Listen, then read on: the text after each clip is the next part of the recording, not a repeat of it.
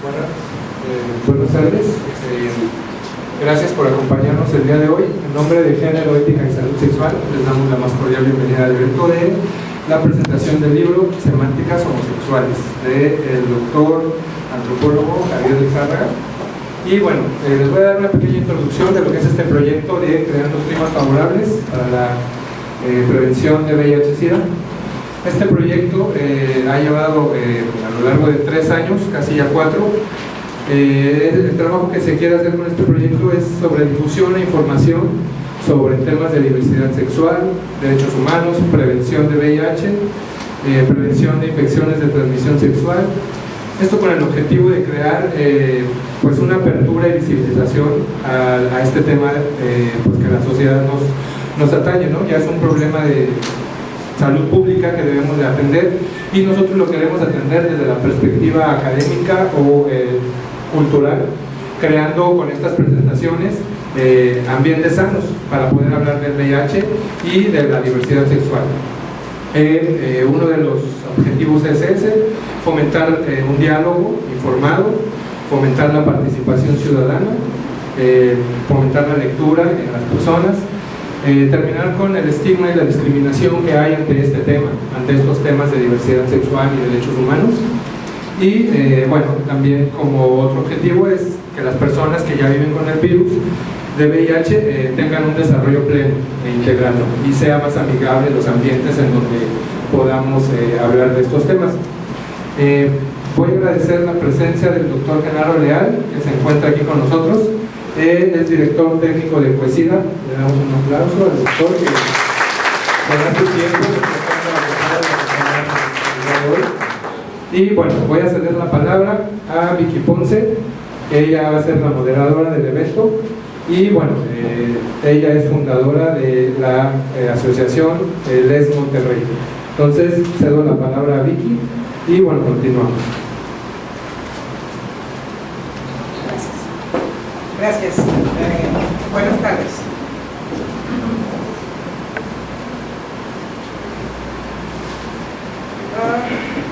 Voy a presentar a los 3 participantes de la mesa. El doctor Javier Lizárraga Cruchaga, autor del libro. Francisco Anguiano, psicólogo licenciado. Y el doctor Luis Guillermo Juárez, director de la Clínica 33 del IMSS. Iniciamos con la participación del doctor Luis Guillermo Juárez. Él es médico cirujano con especialidad en medicina interna y terapia intensiva. Tiene maestrías en administración de sistemas de salud, administración de la calidad total, administración de negocios. Empezamos con usted, doctor. Sí, muchas gracias. Bueno, primero tendré que decir que me siento muy halagado por estar aquí compartiendo la mesa con amigos y participar en la presentación de Javier. ¿Quién es Javier? Y antes de hablar de su libro, bueno, Javier, ¿y qué representa para mí? Javier Lizárraga es en muchas facetas alguien que conozco, es un excelente amigo, es alguien solidario que tenemos de conocernos algunos cuantos años, desde 1980. Anécdotas compartidas de amigos, de trabajo, de lecturas, de publicaciones. Es alguien que además respeto desde el punto de vista académico, que en algunos momentos fue mi maestro en la parte de sexología, que compartimos también las aulas como compañeros, como maestros de la Escuela Nacional de Antropología, y que bueno, que hemos sido solidarios no solamente en la parte personal, sino también en la parte de la sexología de investigación, y a quien reconozco como uno de los investigadores y que ha aportado muchísimos conocimientos o una visión diferente con respecto no solamente a la homosexualidad, sino al estudio del comportamiento humano, que lo que me parece que es sumamente importante. Javier se ha destacado precisamente por ello. Y ahora he tenido oportunidad en estos años de leer, incluso antes que muchos, en algunos momentos, sus escritos, sus lecturas, hacer comentarios. Y este libro que ahora Javier presenta me parece sumamente trascendente. Trascendente porque no solamente por hablar de homosexualidad, Javier no es ni la primera y seguramente no será la última persona que hable sobre la homosexualidad. tema que se ha tocado desde muchísimos ámbitos. Sin embargo, desde el punto de vista de la antropología del comportamiento, probablemente sea de los pocos que la abordan a través de una visión diferente o de un cristal diferente. En días pasados, ahora que Javier está en esta ciudad de visita, me decía Javier, ¿qué opinas del libro? Le dije, bueno, pues a mí me parece que es una aportación, a mí me parece que ojalá todos ustedes hagamos un poquito de publicidad al libro, que es para no solamente la presentación. A mí me parece que es hay dos o tres ideas que van atravesando todo el libro. Es un libro que tiene una hilación de ideas, pero no solamente es un libro que permanece o nace, yo diría, como alguien huérfano. Es el fruto del trabajo de Javier en algunos aspectos de muchísimos años, no solamente como activista desde el punto de vista de los derechos y de la libertad y el entendimiento de las homosexualidades, sino desde el punto de vista como realmente investigador del comportamiento humano. Entender que el comportamiento humano es un fenómeno del cual todos vivimos, del cual todos somos presa en algunos momentos, por decirlo de alguna manera, que además a través de él nos expresamos y nos relacionamos entre cada uno de nosotros, con nosotros mismos y con los demás, es sumamente trascendente. Pero tener como tema central la homosexualidad, me parecería, yo le decía a Javier, que hay algunas situaciones. Una sería entender que el ser humano tiene, y él me corregía, yo decía, pulsiones, me decía, son imperativos comportamentales, ¿verdad, Javier? Son imperativos comportamentales que están dentro del individuo y que a través de ellos se pueden manifestar o se convierten en comportamientos. Sin embargo, esos comportamientos, dado que somos entes gregarios, están regulados, están sancionados, están limitados o bien facilitados por el entorno. Y este entorno lo podemos entender como todo aquello que es fuera de nosotros, donde estaría en el primer círculo probablemente la gente más cercana a nosotros, que sería la familia. En otros círculos estaría la parte social, estaría la escuela, estaría la religión, estarían las normas y comportamientos socialmente aceptados en una sociedad en un tiempo y un momento determinado. Y sin embargo, de todos modos, estos comportamientos y estos imperativos nos van a impulsar y van a hacer que nos movamos como personas, porque los imperativos son eso precisamente. Entonces, yo no quisiera abundar mucho más, yo le decía a Javier, más que una presentación de parte mía, yo quisiera dar pie a una serie de comentarios y más con los compañeros de la mesa. Pero eso es algo que es una de las ideas. La otra, en función de estos comportamientos y en la medida en que somos seres gregarios, vamos a enfrentarnos, y me refiero, no importa el comportamiento o la preferencia sexual que tengamos, a la sociedad para saber si estamos acorde con lo que se espera o estamos en contra. Y no necesariamente en el comportamiento de con quién nos gusta relacionarnos, sino a la manera de que pensamos, de que vestimos, de que hablamos, es si estamos acorde o no con estas perspectivas sociales. Esa es una parte de las ideas. Pero en este enfrentamiento también entendemos que a todo aquello que se sanciona se tiende a callar. Y hay todo un argumento social y mecanismos sociales a través de los cuales se trata de normalizar, se trata de callar y se trata de sojuzgar aquello que no está acorde con los convencionalismos sociales. Diría el libro, y tenía en el lenguaje de Javier, la heteronormatividad, donde, siendo también un impulso y una fuerza social, regula y puede llegar en muchos momentos a sancionar y controlar a las personas. ¿De qué manera? Tendremos que estar hablando entonces de closet y entrenador de qué manera, ¿verdad? Ya no solamente como algunas personas dicen, el closet es una estrategia para poder sobrevivir o poder comportarnos en sociedad o poder ser respetados, sino también tendremos que entender a lo mejor el closet como una construcción social donde la gente lo asume, lo vive y en muchas ocasiones lo defiende, pero lo defiende no solamente por el hecho de estar en el closet, sino lo defiende porque ha aprendido a vivir en el closet. Sería una segunda idea. Y en función de estas dos fuerzas que serán los imperativos y lo que encontramos es qué es lo que será en las sociedades y en cualquiera de los grupos, no solamente en la parte de sexoerótica, bueno, habrá discursos de una y otra parte. discursos contestatarios después de haber construido el yo y enfrentarme a quién soy, qué pienso y quién quiero ser, en qué sociedad vivo. Y a partir de eso y de reconocernos de una manera y definirnos de una manera en sociedad, me puedo reconocer como hombre, me puedo reconocer como profesional, me puedo reconocer como un ente sexoerótico que tengo relaciones con personas del mismo sexo o personas del otro sexo. Y en función de todo ello, desde una gran complejidad, nos reconocemos como un yo. Y en ese momento debemos o construimos un discurso para poder estar en sociedad y poder comunicarnos con los demás. Al momento de podernos comunicarnos con los demás, podemos, hace rato hablamos un poquito, y Javier va a explicar muchísimo más de ello, pero sin embargo, en algunos momentos tendríamos algo de lo que estamos viviendo en este momento, que sería la construcción de nuevas formas de ser, de nuevas formas de relacionarnos. En estos discursos contestatarios sería la movilidad social para crear grupos y conciencias para que en un momento dado se puedan cambiar o regular una sociedad en la cual grupos y personas no necesariamente están de acuerdo con aquello que se está regulando.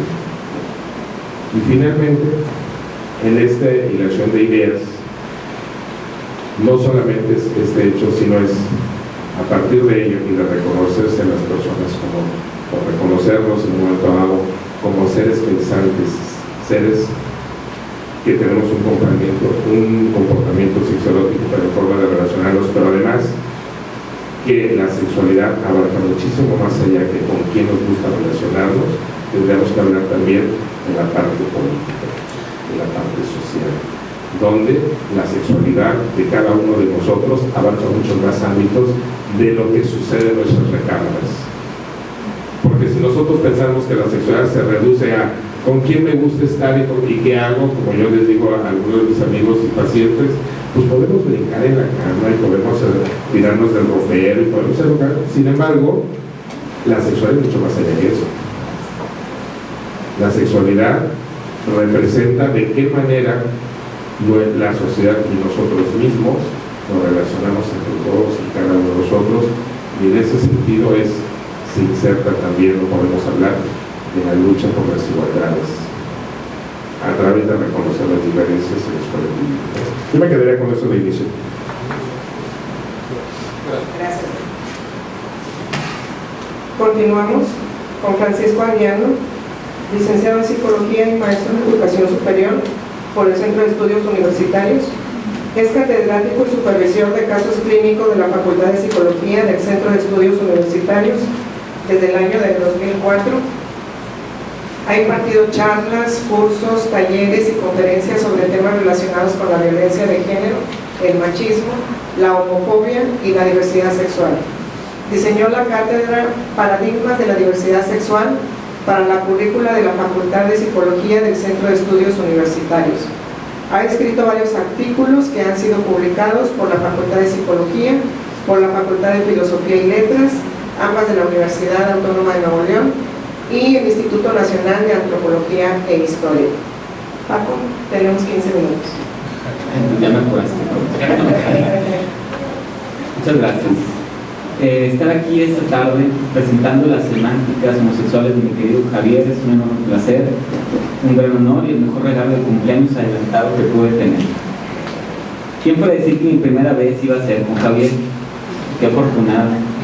Ya tengo que contarle a mis nietos, o mejor ya tengo que poner en Facebook para presumir esta semana, porque nunca había presentado un libro y qué mejor ocasión que esta, en donde estoy junto con seres que más allá de ser muy queridos por mí, son personas de quienes he aprendido y aprendo en toda ocasión.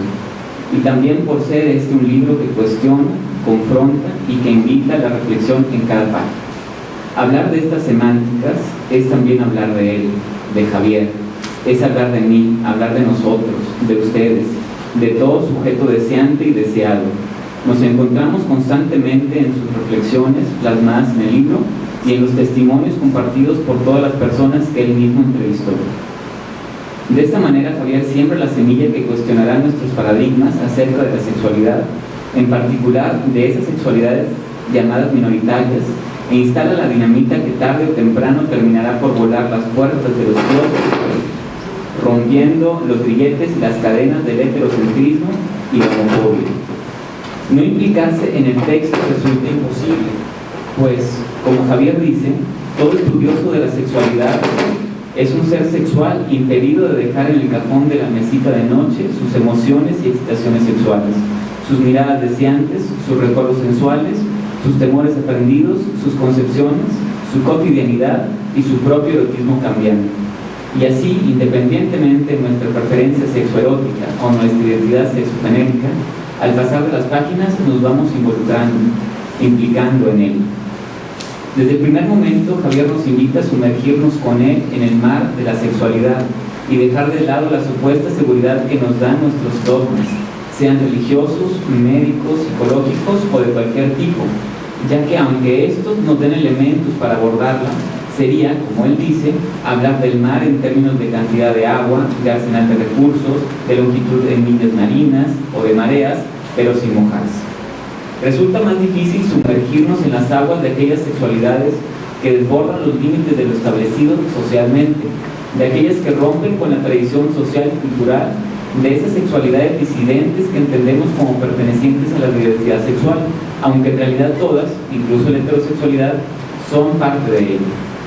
Javier se atreve y termina siendo, como algunos de nosotros, en palabras de Rosa Montero, de aquellos que pueden ver lo que las convenciones niegan y decir lo que las conveniencias callan. Aún para aquellos que decidan embarcarse en este viaje literario sin dejar de lado su dogma protector, se enfrentarán con grandes oleajes de interrogantes y terminarán con las certezas en ruinas y construyendo en su lugar incertidumbres, dudas, que posibilitarán el florecimiento de nuevos conocimientos. El texto aborda la sexualidad humana desde una perspectiva de un antropólogo físico, de medio tiempo, gay de tiempo completo, artista, activista, que intenta aprender, comprender, como él dice, una rebanada de la sexualidad del animal humano en un instante de su historia, así como un primate humano que ha sido mediado por la historia, la política y la cultura.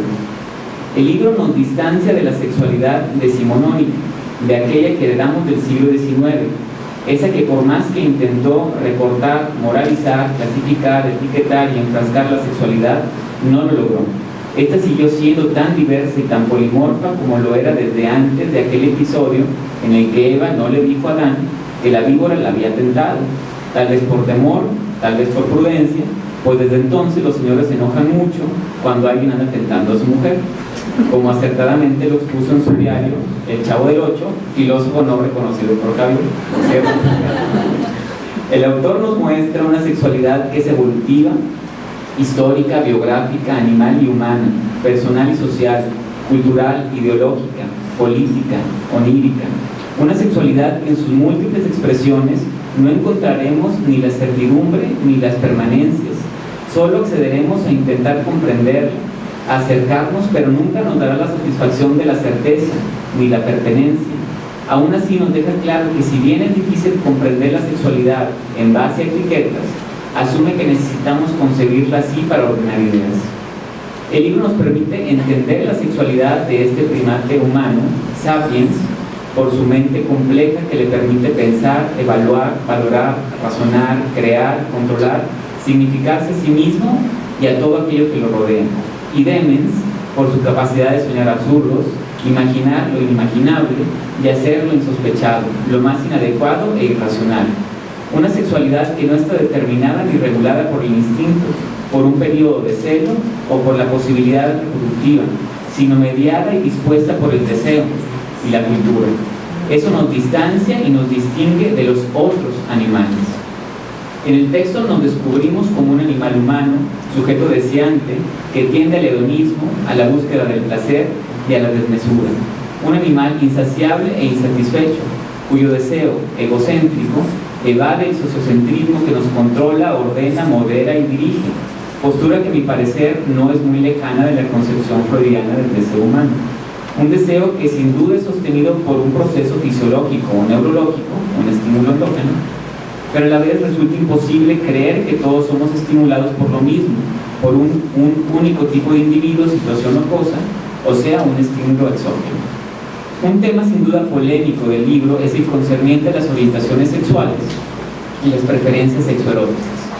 Todos aquellos que fuimos formados desde una perspectiva médica psicológica y todos aquellos que fueron impactados por su influencia, o sea, la población en general, aprendimos que la atracción sexual y afectiva hacia personas del mismo sexo o hacia personas con sexo distinto al nuestro era un rasgo, una característica con la que se nacía, inmodificable, con una naturaleza definida, y en el caso de la homosexualidad nos enseñaron que esta era originada por algún accidente durante la gestación, físico o psíquico, o una anomalía psicológica, aunque no necesariamente patológica. Algo que habría que buscarle una causa genética, endocrinológica, cerebral o psicológica. Y aunque en la actualidad el discurso oficial diga que ya no es una enfermedad, un trastorno, parece que ha tardado 40 años en bajar al pueblo, pues todavía encontramos incluso profesionistas de la salud que piensan que existe o aún proponen un tratamiento para curarlo.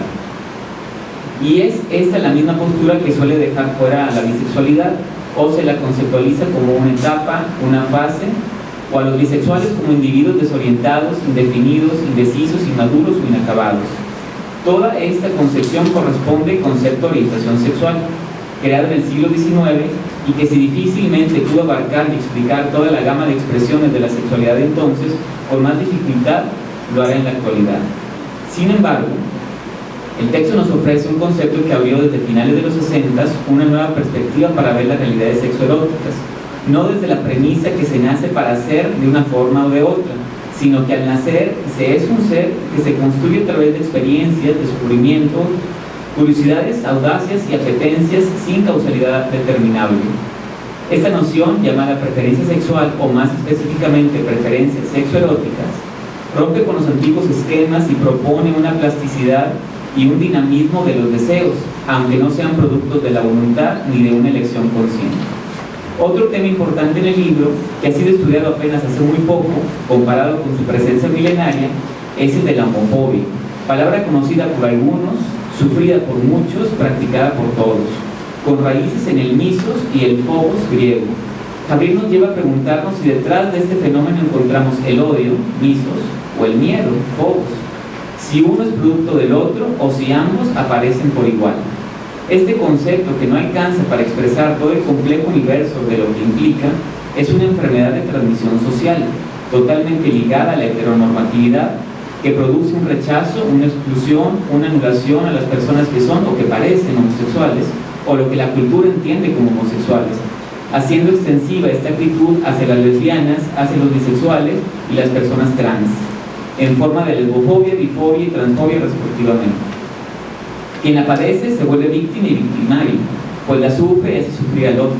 No trata de apartarse del homosexual, sino distanciar al homosexual, borrarlo o, si es posible, eliminarlo, cosa que todavía muchos se sienten con el derecho de hacer, debido a la complicidad de las instituciones que la siguen promoviendo. Un ejemplo reciente de ello fueron las declaraciones de la diputada panista en Puebla, presidenta de la Comisión de la Familia, Ana María Jiménez, quien expresó que como los homosexuales no tienen sexo mirándose a la cara, no se pueden casar. Esto, más allá de decirnos la poca creatividad de la diputada, su falta de sentido común, un muy probable falso contacto entre su capacidad cerebral y su lengua, y de ser un claro ejemplo de que las personas con mente cerrada tienen la boca muy abierta, nos muestra cómo aún es posible que personalidades del ámbito político, religioso o del espectáculo puedan hacer este tipo de declaraciones sin ninguna sanción. Si habláramos de Juan Sandoval Íñiguez, de Norberto Rivera, Paquita del Barrio o Esteban Arce, entre muchos otros, nunca acabaríamos. Y no hablo solamente de esos discursos donde la persona se muestra total y abiertamente en contra, sino todavía peor, me parece, de aquellos discursos dobles, dobles discursos contradictorios, donde se dice apoyar y a la vez discrimina, como en alguna ocasión la señora del barrio, Paquita, dijo respetar y querer a los gays, pero prefería que un niño se muriera de hambre en la calle a que lo adoptaran una pareja de homosexuales, así de claro y congruente. La homofobia es tan invasiva que no solo puede padecerla los heterosexuales, también, aunque suene contradictorio, puede ser portada por gays, lesbianas, bisexuales y trans, regularmente sin saberlo, y que ha sido llamada homofobia proyectada. Este es todavía más terrible que en los heterosexuales, pues el rechazo no solo viene de fuera, sino también de dentro. Y en casos extremos, debido a que la persona no puede distanciarse de sí mismo, opta por eliminarse, por borrarse, por el suicidio. Y así encontramos un gran número de adolescentes que terminan matándose por culpa de una cultura que no termina por entender lo que es la diversidad, la inclusión, la equidad, el respeto y la aceptación. Y es justamente en esta cultura donde hemos crecido y hemos aprendido a ser homófobos. Es ahí donde todos la hemos vivido y la hemos ejercido, en donde todos nos hemos convertido en homofóbicos. Y lo voy a tratar de dejar más claro por si alguien no lo entendió. Gracias a esta cultura todos somos homofóbicos y en el mejor de los casos lo fuimos en algún momento. Claro, unos más que otros, pero ¿qué más da? Por eso, usando y tergiversando las palabras de mi amigo Miguel Villegas, cuando dice que no hay violencia pequeña, puedo hacer una variante y decir que no hay homofobia pequeña. Aquí ya no vale el yo no soy homofóbico porque tengo amigos gays, porque si las mismas lesbianas, gays, bisexuales o trans lo son, no quita el homofóbico tener amigos gays, aunque sí sensibiliza. Por eso la importancia de salir del closet, pues sensibiliza a las personas cercanas, y por otro lado, el hacer un trabajo reflexivo para asumir los núcleos homofóbicos, poder trabajarlos y eliminarlos. El que ahora haya más posibilidades y menos riesgos para salir del closet, el que se pueda hablar de estos temas en ciertos espacios, obviamente, e incluso que se puedan publicar libros y presentarlos como hoy, ha sido posible por una historia, en realidad muy reciente, de hombres y mujeres, homosexuales, lesbianas, bisexuales y trans, incluso heterosexuales, que han luchado por las libertades y los derechos no de unos cuantos, sino de todos y todas. No para que sean más libres, sino para que seamos más libres. Nosotros, asumamos nosotros. Porque a veces se piensa que los activistas luchan por los derechos de los gays, de los otros, sin pensar que son nuestros derechos. Luchan por nosotros. Una parte del libro habla de esta travesía que empieza en la Alemania del siglo XIX, con personajes como Ulrich, Kerbening y Hirschfeld, que como punta de lanza empiezan a romper con lo establecido y tratan de quitar esa etiqueta de sodomitas o de criminales a los en ese entonces nacientes homosexuales. Una historia de logros que poco a poco han ido alcanzando, aunque a veces se hayan tenido que enfrentar, por ejemplo, a las atrocidades de un holocausto nazi, a un régimen estalinista, castrista o franquista o putinista, como en la Rusia actual. Javier hace un recorrido desde finales del siglo XIX, pasando por la consolidación de los derechos en varios países en el siglo XX, hasta una nueva forma de activismo virtual, donde el Internet abrió posibilidades infinitas de poder hacer mucho, incluso desde la comodidad del hogar y con la facilidad de un clic. Javier nos brinda la oportunidad de conocer nuestra historia, la historia de algunos integrantes de nuestra familia, de nuestros amigos, compañeros de escuela o trabajo. Nos da la posibilidad de entender muchos porqués de la situación actual. Para finalizar, quisiera abordar el capítulo que en lo personal más me cuestionó, el que me produjo una sensación de enojo y con el cual confirmé la importancia de revisar constantemente nuestra propia homofobia y nuestra relación con el closet. En el capítulo llamado El closet, institución heterosexual, Javier nos muestra que vivir dentro del closet es equivalente a ser un esclavo sexoerótico, una esclavitud de la que no se es consciente. No lo percibe ni el amo ni el esclavo. Me permito leer. El homosexual de closet es un esclavo, aunque puede no ser consciente de ello. Es el esclavo de un orden y de un discurso establecidos a partir y en función de la heterosexualidad. Y es esclavo en la medida en que su personal homosexualidad es heterosexualizada. Pensada desde las pautas heterosexuales, se ajusta y se deja avasallar. Responde con obediencia ciega y lealtad probada a las demandas de la heteronormatividad y la heterocentralidad. El homosexual de closet es el esclavo del hombre y de las mujeres heterosexuales, desde la perspectiva, los esquemas y los modelos de relaciones heterosexuales con los que quiere quedar en buenas relaciones porque reconoce que son los que tienen la sartén por el mango. La vida del homosexual de closet no depende pues del individuo mismo, sino del patrón. Le hace amo y extiéndase la idea a otros muchos conceptos como familia, iglesia, moral social, legalidad y salud de y para el sistema social hegemónico. El ser del homosexual de closet se ve constreñido y condicionado a un deber ser que se apropia de él de su conciencia y que lo posee. Le hace, lo define, evalúa, controla, vigila, limita y castiga. Sí, el homosexual de closet no es ni intenta ser dueño de sí mismo, le pertenece a la heterosexualidad. Es un esclavo porque en tanto individuo es reconocido como tal, pero valorado y tratado como de segunda o tercera clase. Dado que la preferencia sexoerótica no es algo que se pueda notar, gays, lesbianas y bisexuales tienen la viabilidad dentro de un medio hostil de simular lo que no son y disimular aquello que aprendieron como algo negativo, no como algo egodistónico, término psiquiátrico, sino como algo sociodistónico, concepto creado por Javier y por Guillermo. Y se ven obligados a entrar al closet desde antes que entiendan el término closet o incluso antes de asumirse como alguien no heterosexual. Creo que es un capítulo que no será fácil de leer para muchos. Lamentablemente, entre más dentro del closet esté una persona, la probabilidad de que llegue a sus manos este libro es menor. Aún así, me parece que es un capítulo que toda persona LGBT tiene que leer, y leer detenidamente, de forma pausada y reflexiva, releyendo cada página. Leer este capítulo da la posibilidad de cuestionarnos y romper con esos dobles discursos propios de la gente que vive o sobrevive en el closet. Y no se diga en Monterrey, donde gracias también a su doble moral, fácilmente pudiéramos construir un monumento del closet en el río Santa Catarina.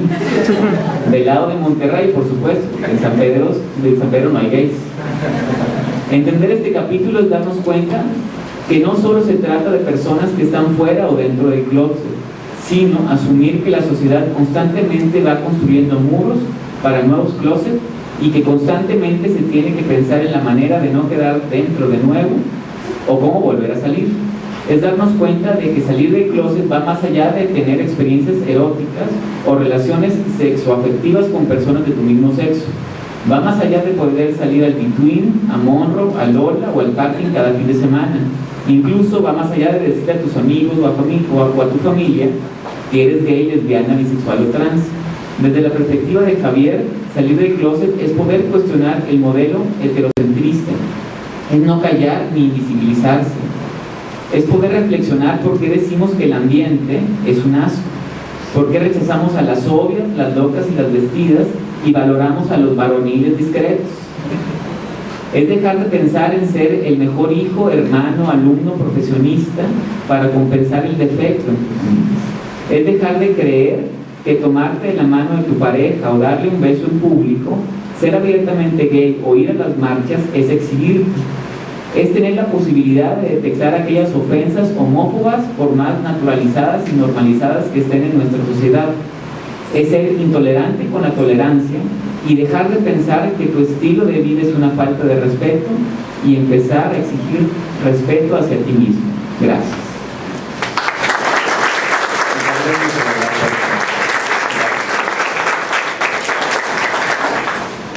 Gracias, licenciado. Muchas gracias. Muy bien. Vamos a seguir con el autor del libro, Javier Lizárraga Uchar. Él es antropólogo físico por la Escuela Nacional de Antropología e Historia, especializado en antropología del comportamiento y la sexualidad humana. Es maestro en ciencias antropológicas por la Universidad Nacional Autónoma de México. Activista gay desde 1977. Él perteneció al grupo Lambda de Liberación Homosexual de 1978 a 1982 y al grupo Guerrilla Gay en 1983 hasta la fecha. Profesor de tiempo completo de la Escuela Nacional de Antropología e Historia, jefe de carrera de la licenciatura de Antropología Física en ENA de 1993 a 1997, cofundador en 1979 del Instituto Mexicano de Sexología, organizador y ponente del Encuentro Nacional de SIDA, Sexualidad y Sociedad en 1990, director de la Dirección de Antropología Física de INA de 2004 a 2007, miembro del Seminario de Antropología y Evolución de la Coordinación Nacional de Antropología de INA desde el 2005, autor de más de 50 artículos y ensayos sobre epistemología antropofísica, antropología del comportamiento, evolución humana, sexualidad y SIDA en libros y revistas nacionales y extranjeras. Coeditor y coautor de los libros Estudios de Antropología Biológica de la UNAM, 1978, Pretextos, Textos y Subtextos ante el SIDA, edición de 1990, Antropología Física, Disciplina Plural, Perspectiva Taxonómica, es que aquí dice taxonómica, y Perspectiva Tafonómica, los dos. Es autor de los libros Historia Sociocultural de la Homosexualidad, publicado por Paidos en 2003, Las Brujas son Mujeres, ediciones La Sábana, 2010, y Semánticas Homosexuales, Reflexiones desde la Antropología del Comportamiento, por el INA, 2002. Bueno, primero que nada quiero agradecer a todos su presencia y a los organizadores de esta presentación. Para mí es muy grato volver a Monterrey, donde he vivido experiencias académicas, de amistades y otras que no les voy a platicar. Y que bastante de lo que hay en este libro, algunas de las entrevistas que hay, pequeños fragmentos, también salieron de aquí, de Monterrey, Chihuahua, de varias partes de la República. Es un trabajo, como decía Luis Guillermo, que ha venido madurando desde hace muchos años a partir de mi proyecto de investigación, que es Antropología del Comportamiento, y algunos algunos de los capítulos empezaron como ponencias o conferencias magistrales para un congreso, y retrabajados, más las entrevistas, pláticas con personas. Quiero decir que los fragmentos de testimonio no solamente es testimonio de hombres y mujeres homosexuales, hay testimonios de hombres y mujeres bisexuales y de hombres y mujeres heterosexuales, porque no podemos entender los significados de la homosexualidad sin tratar de entender los significados desde la heterosexualidad. Es decir, para entender los significados tenemos que entender cómo nos estamos viendo unos a otros. Entonces, en esa medida, también los heterosexuales están presentes. Quisiera aclarar, porque podría quedar la confusión cuando digo que el closet es una institución heterosexual, no es de los heterosexuales, es de la heterosexualidad como norma, como imposición del orden. Sí hay heterosexuales que obligan a los, o sea, la abuelita que dice está bien que seas coquito pero que no lo sepa el vecino, te está metiendo al closet, ¿no? Pero también lo está metiendo al closet probablemente un homosexual que dice, mira, tú y yo en el bar podemos hacer lo que sea, pero aquí que nadie se entere. O sea, el closet es una institución que se forma por la heterosexualidad y se formó muchísimo tiempo antes de que les pusiéramos nombre. Yo hablo, por ejemplo, lo que menciona Paco, del siglo XIX en Alemania, que es cuando empieza un activismo, y ahí yo menciono a Ulrich, que para mí es el primero que oficialmente sale del closet en la historia de la humanidad, por lo menos de la humanidad ya reprimida la homosexualidad. Él era un hombre, era un jurista, importante abogado y jurista alemán, de familia rica, profundamente religiosa, muy conservadora, y el señor salió del closet en un texto, primero cartas a toda la familia, y cartas que luego publicó con el escándalo de toda la familia. En 1862, y luego todavía tenemos miedo en el siglo XXI a salir del closet. El señor sí que las veía amigas, porque además estaba el artículo 175 que te condenaba a la cárcel, ¿no? Este hombre lo que decía es que era necesario exigir ante la ley que no tiene por qué juzgarme si yo soy como soy y no lo puedo evitar y no estoy haciéndole daño a nadie. Y esto lo dice en 1862. En ese momento, para mí es cuando se hace consciente la existencia del closet. Cuando este individuo sale. Porque antes no hablar, las mujeres también estaban en un closet de su sexualidad, no podían mencionar que si tenían orgasmos o que si necesitaban tenerlos, ¿no? Son diferentes closets que hemos estado viviendo en función de las morales y los discursos. En este libro trato fundamentalmente del closet con respecto a la homosexualidad en particular y lo trans, cuando hablo de homosexualidad siempre hablo de hombres y mujeres. Entonces, la idea aquí fue hablar, uno, del deseo, otro de la homofobia, otro de la liberación de este amor que no se atrevía a decir su nombre, y el otro, del cual sigue siendo el gran problema que estamos viviendo, que es el closet, ¿no? Es lamentable que hay personas que del closet pasan al ataúd directo, ¿no? Cuando lo que están viviendo es un sufrimiento de no poder ser con la naturalidad que todos tenemos derecho, ser como son. Y esto es lo que yo quise en un momento dado transmitir. Y todo lo que esto significa políticamente, emocionalmente, afectivamente, familiarmente, etc. Y por eso digo, retomando a Sullivan y otros autores, nosotros empezamos a aprender la homofobia antes de saber lo que era la homosexualidad. Y la aprendimos todos. Como todos aprendimos la misoginia. ¿Sí? Lo aprendimos sin saber qué era ni por qué, y luego lo que tenemos que empezar es a desaprender. Hay un gran psicólogo, Serge Moscovici, un psicólogo social, que dice que más que aprender, lo importante es saber desaprender mucho de lo que hemos aprendido, ¿no? Entonces, en función de esto ha sido la intención de estas cuantas páginas, de 1 kilo de páginas. Y bueno, pues no sé si quieran pláticas, comentarios, como lo quieran. Muchas gracias.